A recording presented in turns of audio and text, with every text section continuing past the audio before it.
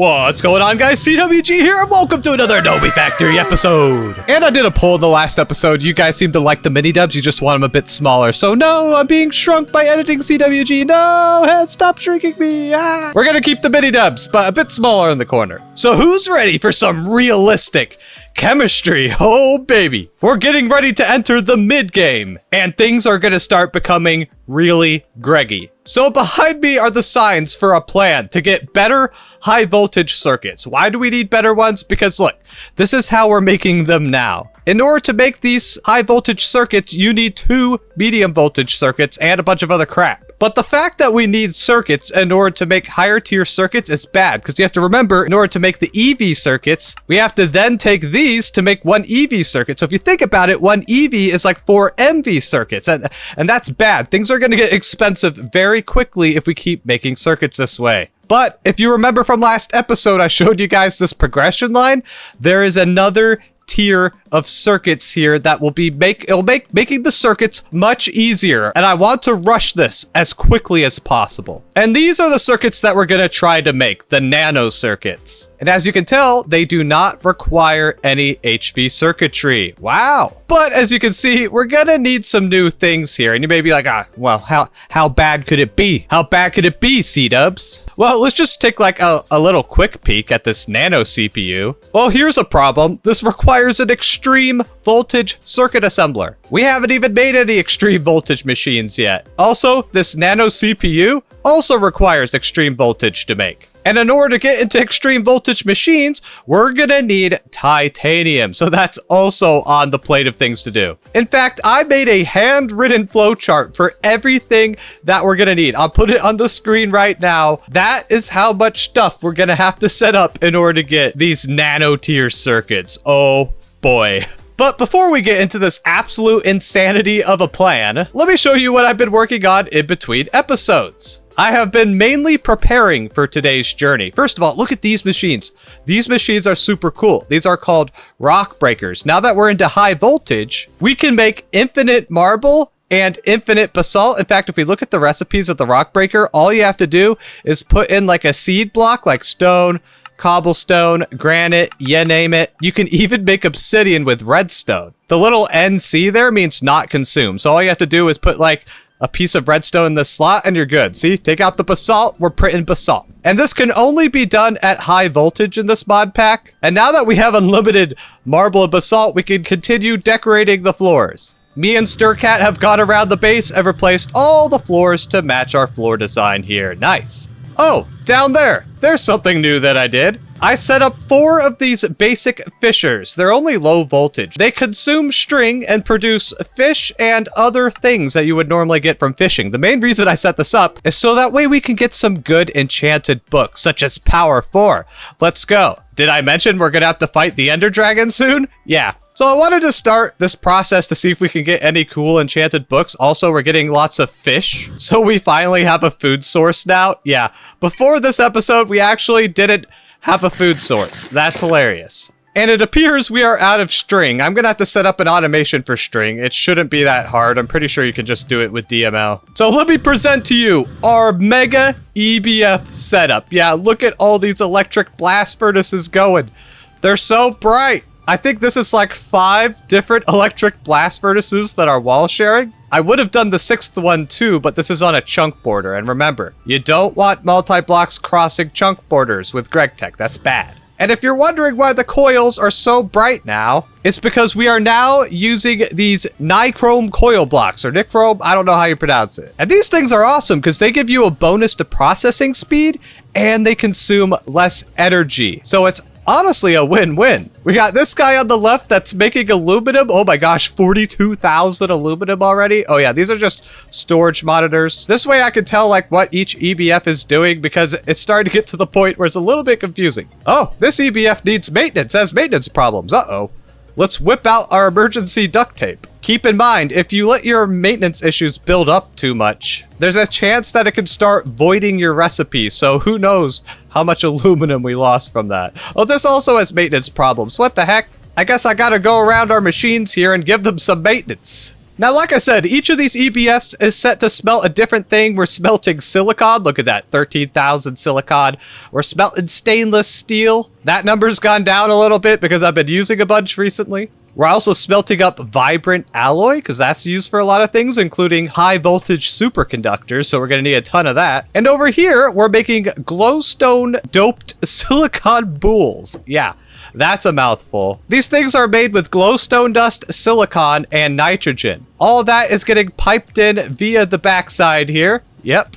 And this is, I kid you not, a 600-second craft. Yeah, that means it takes 10 minutes to make a single boule. And this is why I set it to do it automatically, because I cannot do that by hand and wait. That would take forever. But look, we're already up to 170 of these guys. That is extremely good, because remember, just one of these turns into 32 wafers. Yeah. So these things are OP, even though it takes 10 minutes to craft one of them. Oh, also, as you can tell, I moved all the power cables up here to the top, so all of these EBFs are running at HV, because there's 2 MV hatches, blah, blah, blah, math, they're running at HV. But I also made this EBF over here. This is like our manual use one. Whenever I need something smelted, I'll throw it in here. And this guy has 2 HV hatches, meaning this guy is running at extreme voltage. Like, let me show you the power of this EBF. Let's throw in some aluminum dust. It can make it in 2 seconds. Yeah, 2 seconds per aluminum. It does consume 1,728 EU per tick though. This thing will eat a lot of power, but it is super fast. I also made ourselves a vacuum freezer, because in order to get these nichrome coils, you get it from nichrome dust, which is just nickel and chrome, not that hard to do, but you have to run it through an EBF to get hot nichrome, and then put it into a vacuum freezer in order to get the actual ingot. And I know it sounds a little bit complicated, but basically I'm requesting hot ingots from the AE system. If there's any in there, it'll get put into the cooler and then automatically output and put back in. So it's one of those things you just kind of have to set up and it will do its job. Also, as I mentioned, I have ripped out all of our low voltage machines. I don't think we're going to be needing any of them anymore, or at least I hope. Also, I'm keeping the sugarcane farm around. Look at that, 58,000 sugarcane. I just turned it off for a little bit. And now the only thing we're using steam for is our steam grinder, and I'm also filling up this massive tank of steam, because we're gonna need this steam for some other stuffs and things that we'll be getting into really soon. And what stuffs and things is that? Oh, I just realized I haven't had mini dubs on. Sorry, mini dubs, I'm back.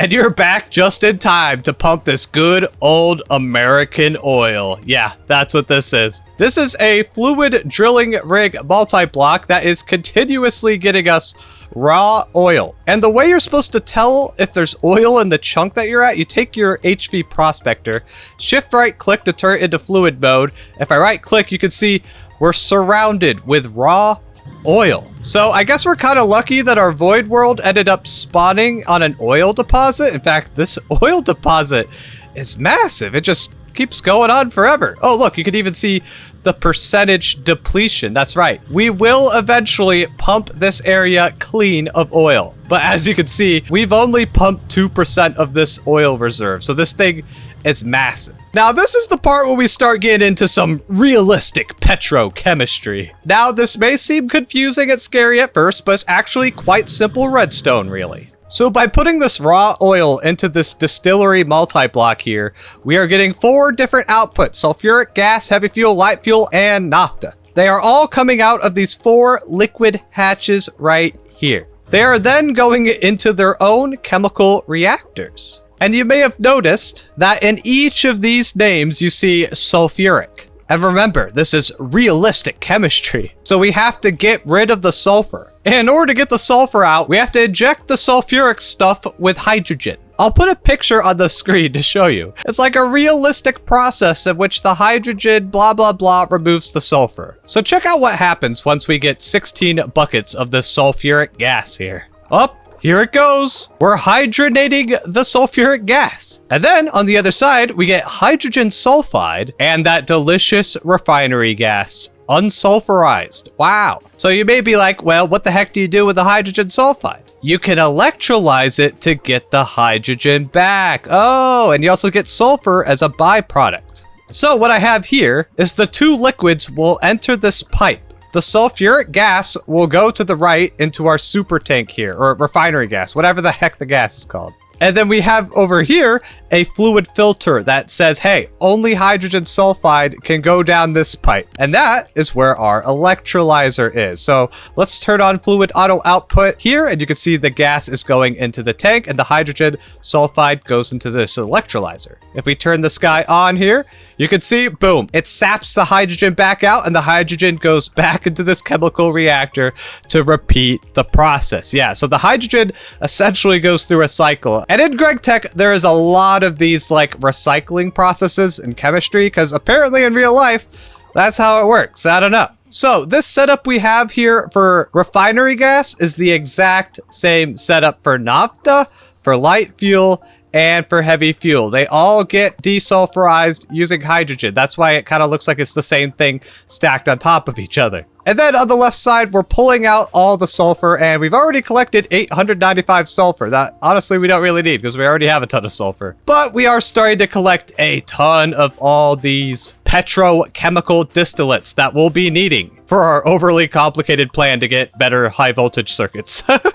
Alright, so I think we're finally caught up with the progress I made in between episodes. We have like a half-built pyrolyze oven over here. That's kind of funny. Oh, I also set this up. Apparently you can get oil from sending soul sand through a centrifuge. The only downside is this process is extremely slow. This has been running overnight and we only have 786 buckets of oil, which may sound like a lot, but this thing can pump it way faster. Other than that, I've basically just been doing a lot of ore processing, so that way we are prepared. You always want to be prepared. I made a bunch of apatite dust so we could get phosphorus. We got some platinum here, some cobalt, and over here we have rutile dust. This is how we're going to be getting our titanium. But we will worry about that when we get to it. So basically, the goal of all these signs is that we can get the EV circuit assembler. That way, we can make these nano circuits. I mean, all we have to do is just automate all these different things, right? Well, if we look at the recipe for the EV circuit assembler here,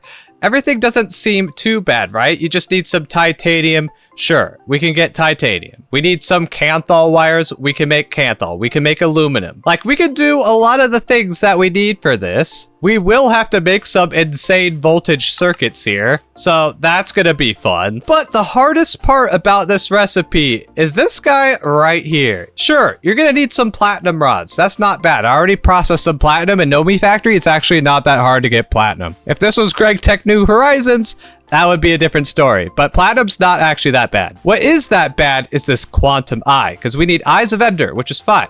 We can make that easy. What we don't have is this radon. And if you know your chemistry, radon is one of the noble gases. So how are we supposed to collect a noble gas? Well, there is 4 ways to get radon. Count them. 4. First way is via a fusion reactor. A tier 2 fusion reactor, to be specific. And I don't know about you, but I don't think we're quite ready to build one of these things.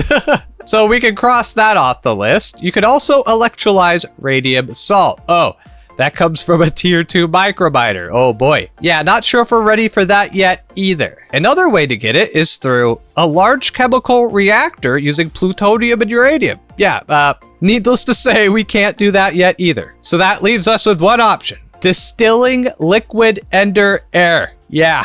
That's a thing. And you get liquid ender air by freezing ender air by collecting gas from the actual end dimension itself. Yeah. So that's why behind the clean room, I added all the extra steps we're gonna need in order to get the liquid ender air over here in the overworld. Because it's gonna require insane voltage powered multi-blocks, extreme voltage energy hatches, and a bunch of EV machines that we're gonna need. We have a mountain to climb ahead of us. But I literally spent hours making that flowchart and all these sides to give us a plan of how we're gonna tackle this massive project. So let's start at the beginning. We're gonna want to automate something called polytetrafluoroethylene. Yeah, that's a mouthful. You guys remember how we have like our polyethylene, ethylene, and PVC setup? This is like the next tier of ethylene stuffs and things. And we're gonna need PTFE for tons of different things, but we need the F. Yes, we need the F in PTFE, and that is fluorine. So we need to automate fluorine, and that could be done with black granite. And not gonna lie, it took me a long time to figure out how the heck you're supposed to get automatic fluorine in this pack. For a while, I didn't think it was possible, but I missed this recipe right here. You could use biotite dust to get fluorine, as well as magnesium and oxygen. Yeah, this is like a pretty good recipe. And you get biotite dust by centrifuging black granite dust that you can get from black granite, which also gets you thorium, by the way. And then you get the black granite from the rock breaker. Okay. And I just noticed that that is an EV recipe. Oh, well, we're off to a great start then. All right, so we're not going to be able to do this until we get titanium. Okay. In that case, I'll just add this step over here. Automate fluorine.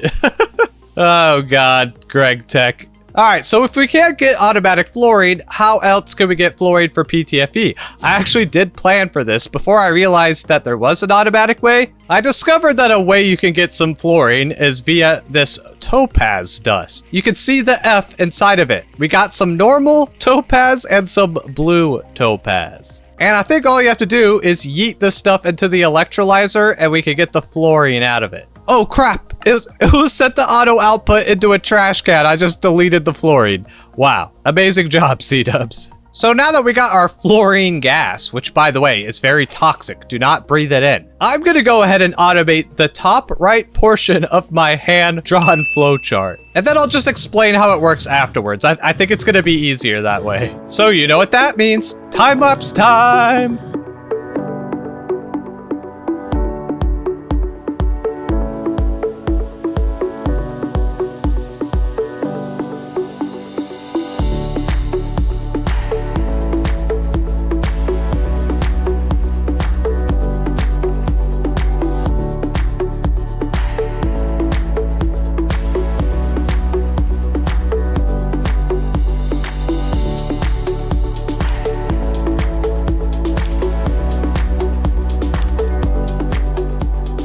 Oh baby, look at it all go. We are now getting polytetrafluoroethylene. Say it with us.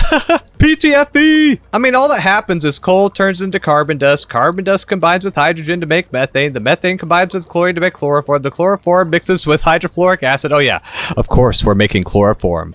In Minecraft, of course. And the hydrofluoric acid comes from hydrogen and fluorine. Fluorine is that crap we keep running out of. But when these two acids and the chloroform combine, it makes the tetrafluoroethylene that combines with oxygen to make PTFE. Wow. Realistic chemistry. Oh, and this system actually doesn't need hydrogen or chlorine because it all gets recycled, as you can see down here in the electrolyzer. Because not only do we get the tetrafluoroethylene, but we get the hydrochloric acid byproduct that can be electrolyzed to make it a closed loop. Meaning that the only real inputs are coal dust and fluorine. That pesky fluorine that we can't automate until EV, huh? Well, to help with the fluorine crisis, I am running a butt-ton of topaz ore through an HV macerator because the higher the voltage, the better the chance at byproducts, because we are getting blue topaz as a byproduct in which we can get fluorine from. I'm then washing the crushed ore using distilled water, which is getting us more byproducts. Look at all this blue topaz dust we're getting. You'll love to see it. So we got to combine it into its big dust form. We can also take the purified topaz ore and run it through this thermal centrifuge. This gives us even more blue tiny piles of topaz as a byproduct. And it also gets a centrifuge topaz, which could then be pulverized for even more blue topaz dust chance. Yeah, that's Gregtech ore processing for you. And I would automate the setup, but the issue is every ore needs its own combination of processing. There's no one size fits all. But you know, this is the Gregtech experience. You must Gregify yourself fully. You must work for your topaz. All I want is some fluorine, man. Well, with our blue topaz byproduct, we can crush it down to get even more blue topaz dust. Now we're making some fluorine, although it does feel kind of bad that we're wasting all these valuable shiny topaz jewels just to extract the fluorine for chemistry. I guess in Gregtech we don't care about jewelry, we need the chemicals. Look at that tasty fluorine. Then all we have to do is put the fluorine in the machine on the right, and then it kicks off the whole process of making our PTFE. But CWG, you may be asking, what do you even need all this PTFE for? To make the large chemical reactor. Yeah. Because our next quest on the list is a side quest. I want to make gasoline. Not only gasoline, but we can make high octane gasoline, which is the best combustion fuel in the game. All we have to do is make gasoline and octane and nitrous oxide and ethyl blip blip blip blip blip blip. It may sound kind of complicated because it sort of is, but we actually have a lot of the stuff. Like we already have ethanol for ethylene. We're just gonna have to build a ton of distilleries for different stuffs and things. For instance, in order to get toluene, we need severely steam-cracked light fuel. Now, you remember how we're collecting light fuel. We have to make this oil cracking unit, in which we take steam. Remember, I said we were going to need some steam. Crack it with the light fuel to make severely steamed cracked light fuel. And you want to know what the multi-block looks like? This monstrosity. It's gonna cost a lot of stainless steel. Look at all that stainless steel. That's why I've been making so much stainless steel. I mean, we have 1,300. We'll see how far that gets us. And if you want to know the lore behind like what oil cracking even is, if you care about the science, basically oily fuel is long hydrocarbon chains. And by aggressively attacking it with steam, we could break apart these hydro chain molecules into smaller hydrocarbon chain molecules. That's why if you look at the chemical formulas in the distillation tower, they're a combination of C and H. It depends on how you break apart these hydrocarbon chains. Let me know in the comments if you actually care about the science or if you just want to get on with the game. I feel like part of Gregtech is learning about the science as you're building, because honestly, engineering, it's kind of cool. So in order to make this high octane gasoline, we're gonna need a lot of infrastructure, lots of large chemical reactors, and lots of distillation towers. So let's go. Let's go.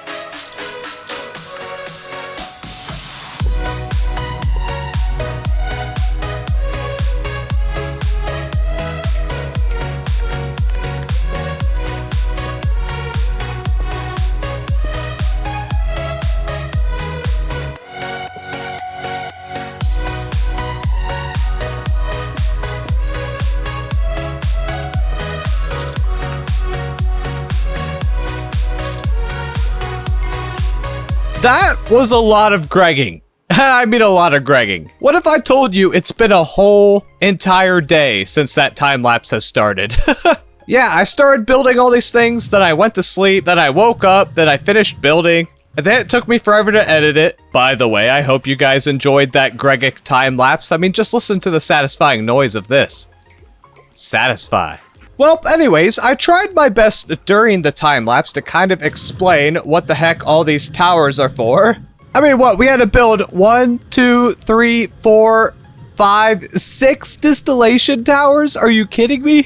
And all of this distillation just to get some high octane gasoline. Not just some, we already have 5.3 million buckets of the best fuel in the game, baby. And we're still making more. I mean, look at the buffers here. 6 million buckets of gasoline, 5 million buckets of raw gasoline. We're making absolutely insane levels of fuel. So I'll give you guys a really quick recap of what's going on. I'm not really going to get too deep into it. Speedrun recap. So, all 4 of our oils, our refinery gas, our naphtha, our light fuel, and heavy fuel are all being processed now. If we go over to the left here, please ignore the floor. That'll be fixed in the morning. Listen, when I'm Gregging, I'm going full Greg, building stuffs and things. I can't be bothered with continuing the floor design. I just need to plop down some cobblestone and start building.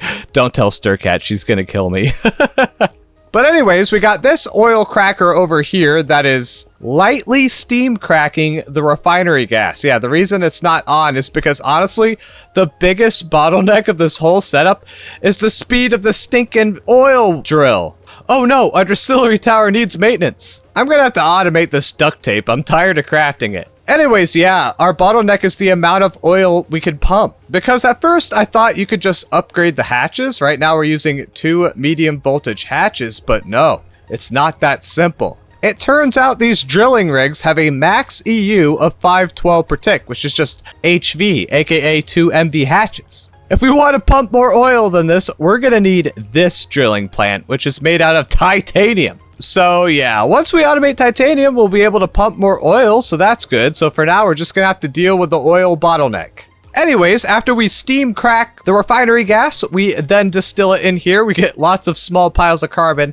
I'm gonna have to build a packager to turn all these carbon piles into carbon, because we're also getting like a butt ton of small piles of carbon over here too. Yeah. Anyways, the refinery gas gets refined. I know, very funny. And it turns into these chemicals over here. Yeah, we're just getting all kinds of chemicals. And what kinds of chemicals we're getting? We're getting propene, we're getting ethylene. Oh, ethylene is huge. It means pretty much our old ethylene setup is completely obsolete now. I'm gonna rip that out because we're getting ethylene from oil now. There's no reason to make it from carrots.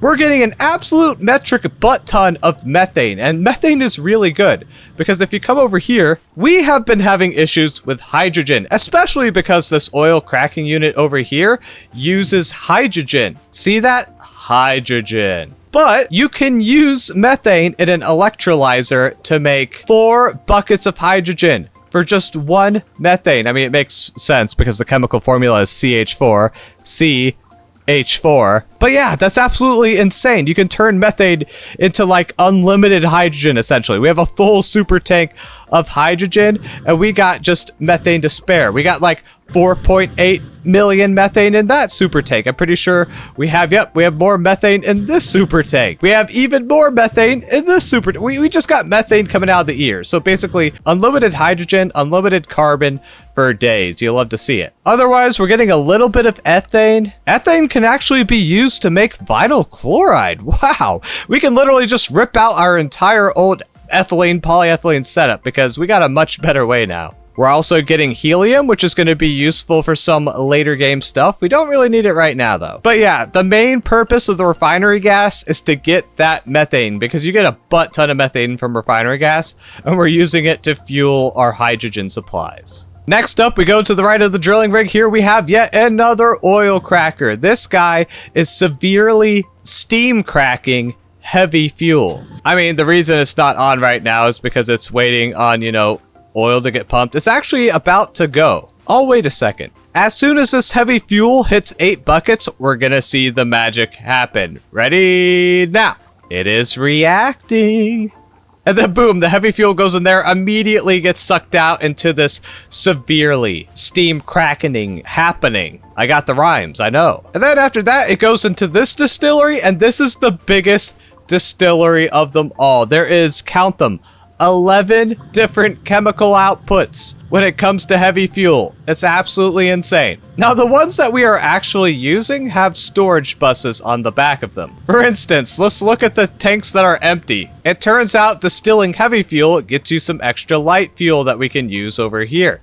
We also get naphtha, which is used to make gasoline. We also get toluene, which is also used to make gasoline and the high octane gasoline. And we also get butane. As you're about to find out, this is our bottleneck, butane. We also have an oil cracking unit. This one is here to hydro crack light fuel. As you can see in the back, we are inserting light fuel and hydrogen. Then after we distill this, we get even more chemicals. And the reason we're doing this process is so that we can get octane. And you could probably guess, octane is used for the high octane gasoline. That's literally its only purpose. And we actually have like 500 extra buckets of octane. You'll love to see it. So let's go over to the area where we are actually producing this gasoline. First of all, as y'all have probably noticed, we have not one, but 2 pyrolyzed ovens going around the clock. Actually, why is this guy not on?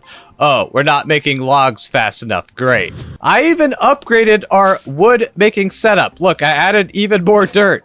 This thing's chopping trees around the clock. Honestly, I think the issue with the setup is it just goes through the tools too quickly. Oh yeah, we're using stone tools now, and I've already automated that. If we take a look over here, I just made a very basic crafter setup.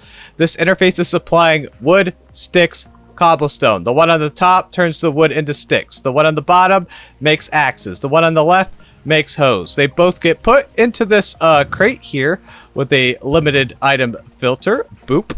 And then anytime the farmer below needs an axe or a hoe, it will get sucked out of this drawer. But there is a little bit of delay whenever that happens, and I think that's our wood bottleneck. That, or maybe I need to set up another farmer.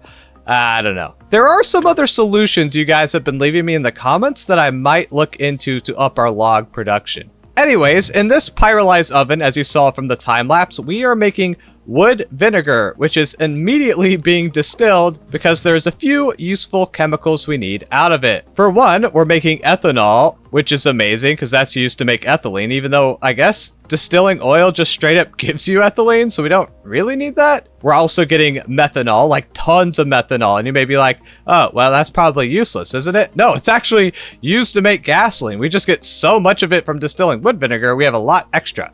We're also getting acetone. That's the other ingredient we need for gasoline. So distilling wood vinegar, very useful. And over here, we're kind of doing the exact same process. Only difference is this is being used on circuit 9 and the other guy's being used on circuit 7. So what does circuit 9 do?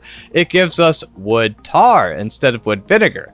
And then we can take that wood tar, distill it into all these chemicals. Yeah, welcome to Gregtech Petrochemistry. It's just a lot of freaking chemicals, but all these different chemicals are going to be useful, like really useful. For instance, we're getting phenol, which we're not using at the moment, but we are going to be using for epoxy resin. Yeah, you know, like one of the whole goals on my spreadsheet. Yeah, so it's a good thing we're collecting phenol.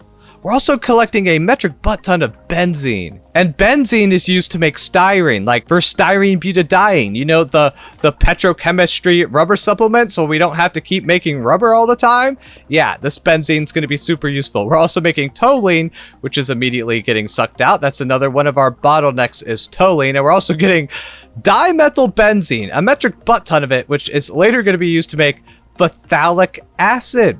Interesting. So all of these chemicals are going to have their own purpose in this mod pack, which is one of the big reasons why I wanted to do this setup. Not just for the high octane gasoline, which is honestly awesome. I love that we made this stuff. But also because a lot of these other chemicals are going to be used in the pack, so we might as well get all the infrastructure built now.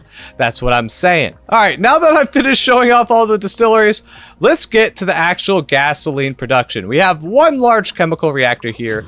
This guy makes us the raw gasoline. It uses naphtha, which we get from oil distilling, refinery gas, which we also get from that, the methanol, which you guys saw from right here, and acetone, which is also being made by wood vinegar. So distilling wood vinegar is OP. Gets us lots of chemicals that we need for gasoline. Well, raw gasoline, that is. In order to turn it into normal gasoline, we need toluene. Like I said, one of our bottlenecks that we're getting from the wood tar over there. The raw gasoline will react with the toluene and give us gasoline. Let's just look at how many buckets we have of this stuff. It's insane. The gasoline then gets pumped into the next large chemical reactor, and you probably guessed it, this is where we're making our high octane gasoline. We just need these 5 ingredients that are being input from the back. You got our toluene, you got the octane, you got the nitrous oxide, which is super easy to make, just nitrogen, oxygen, easy peasy. Our bottleneck is actually this. And this is the hardest to pronounce of the chemical names. We're trying to make ethyl tert butyl ether. Yeah, that's a real chemical name apparently. And the issue is we're running out of butene. And remember, butene is coming from our severely steam cracked heavy fuel. But I couldn't help but notice, if we look at the recipes for butene here, you can get it by electrolyzing butane, which also gives you some extra hydrogen. Man, we got hydrogen coming out of the ears. But I could have sworn that I saw butane somewhere. Yeah, right here, look. We got 1,400 buckets of butane we're literally doing nothing with. So why not just electrolyze it straight into butene? I mean, that's the stuff that we need. All right, let's see if we can speed run the automation of this. Let's go. First things first, put the storage bus onto the butane. Check.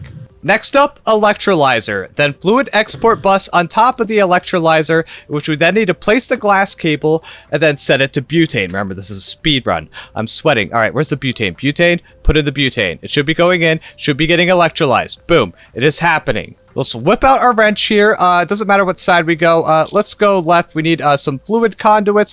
Where's my fluid conduits? Right here and here. Tell it to insert the hydrogen into the hydrogen tank, and then we have to get underneath this machine.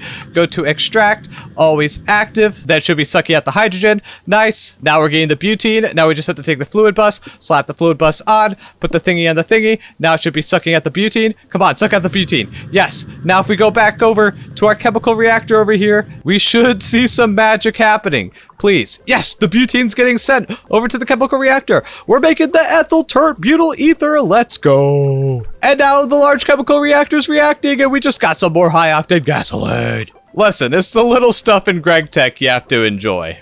Oh, and you may be asking now, what do we even do with this high octane gasoline? Well, it turns out I may have made a little bit of a mistake, because there's different combustion generators for every tier. There's LV, MV, HV. These three, they don't really make that much power. But there's a large multi-block you can make, and this guy will make you a ton of power. And if we feed this guy high octane gasoline, we're gonna be cooking with gas. Literally. Only issue is, this is gonna cost like a butt ton of titanium, and we don't have titanium. So until we get titanium and we can build that mega gas turbine thingy, I made a little bit of a mucho temporary setup over here. Basically, we have 4 different HV combustion generators along our battery wall here. And then I hooked it up to some high octane gasoline. And right now, our power input-output is doing fine. But whenever we're like sucking a lot of power that these diamond generators can't keep up, all I gotta do is go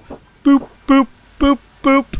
And these gas turbines will make a lot of extra power. And they're actually smart. See, they're not even burning fuel right now because they know that the battery's full. Yeah, surprising. These machines are actually smart. But while they may be smart, they're also extremely loud, so I have to keep turning them off. Yeah, I know. I should put a muffling upgrade on it. Yeah. I'll do that later. But yeah, high octane gasoline. It's amazing. And with that, I think that's enough Gregtification for one episode. Next episode, we're automating epoxy, baby. And honestly, we've already done like 90% of the work. This should be pretty easy to do. So thank you guys so much for watching. Hopefully by the start of next episode, all these super tanks behind me will be full of gasoline. I'll catch you guys in the next one. CWG, ow.